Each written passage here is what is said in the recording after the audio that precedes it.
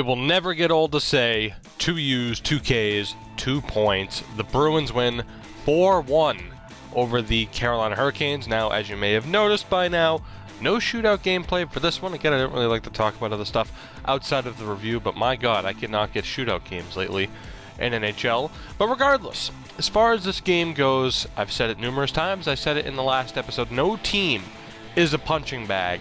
This loss sees Carolina lose in back-to-back regulation games for the first time since the end of November, early December, which is absolutely ridiculous. In case in point, the Canes put up 40 shots on the Bruins, despite a poor game from their captain Eric Staal, despite the lack of Justin Falk. And sure, 40 shots against is always concerning, but thankfully, once again, Rask was there to lead the way, robbing the Canes on numerous occasions. So I have to ask, as far as Canes fans go, which I don't know if anyone will see this video, but do fans pin the loss on Cam Ward? Who's to say, in my opinion? I mean, the team in front of him did play the night before in Toronto, but it's still mind-boggling to me that he's the starter over Eddie Lack. That whole trade, the Eddie Lack trade, is still mind-boggling. And yes, Cam Ward does have a pretty horrendous contract, so you kind of have to start him. But you really have to do what's best for your team. And while Cam Ward isn't dreadful, I still really fail to see how Ward has 41 starts this year to Lack's 26. As far as the game itself and the goals go, Bergeron gets the opener 10 minutes into it, forcing a turnover behind the net, gets the puck back from Connolly, and buries it for his 23rd of the year. Seriously, if I were to tell you at the start of the year, Bergeron would push 30 goals, Marchand would push 40, would you believe me? I don't know what the hell's going on with this team. Not to say I don't enjoy it though, and speaking of just a strange run, Matt Beleskey gets his 12th of the year, and spoiler alert, in the third period, would get his 13th later on for his 5th goal in 4 games. Now, people on Twitter were talking about and comparing him to Lucic this season, talking about age, contract, points.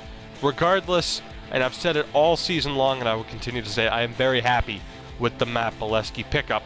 Are you, though? And before I forget, at the end of the first, Ryan Spooner gets called for embellishment. All I'm going to say is this: can we please send every NHL ref to a refresher course in the off season? When is the last time you have just seen so many bad calls? And a lot of times referees don't deserve the shit that they get, but my God, officials for every team, almost every game, have been god-awful. Second period, not too much happens with the exception of the Bruins dodging a bullet after Pasternak takes a shot to the foot. Luckily, he stayed in the game. In the third period, Noah Hannafin would get his 3rd goal of the year on a pretty crazy bounce in front. And as happy as I am with the production of the Bruins first rounders in Junior, Lauzon, Senshin, and DeBrusk, god damn it, I still wish they traded up and took Noah Hannafin. Is he going to be a franchise defenseman? Maybe not, but he is going to be in this league for a long damn time. And in the third period as well, Matt Beleskey, as mentioned, gets that 13th goal. Spooner, his 31st assist on the season, absolutely insane. And Brad Marchand, perhaps even more insane, an empty net goal with 14 seconds to go, gets his 32nd of the year. Bergeron gets his 30th assist. Ridiculous. 53 points so far for Bergeron, and the Bruins win yet again for the 21st time in 31 road games. Who is this team? Seriously, this season has been ridiculous. They've had a better power play than penalty kill. They've been better on the road than at home. I don't know who this team is. And also, before we wrap this up, Claude Julien now 2 wins shy of tying Art Ross for the most wins in Bruins coaching history. Simply unreal.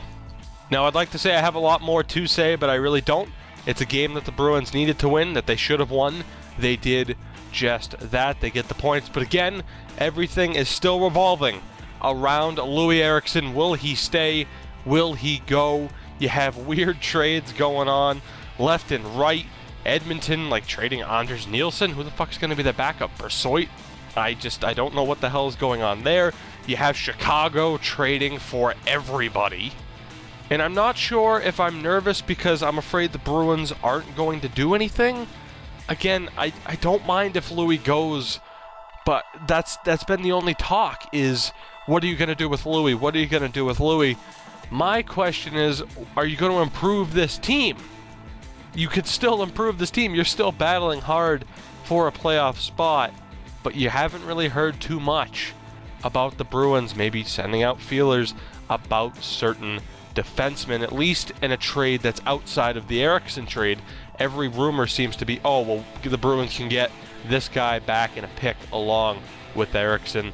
I'm just concerned about that. But let me know what you think in the comments below. Are the Bruins, number one, going to move Eriksson? Number two, are they going to make any moves at all?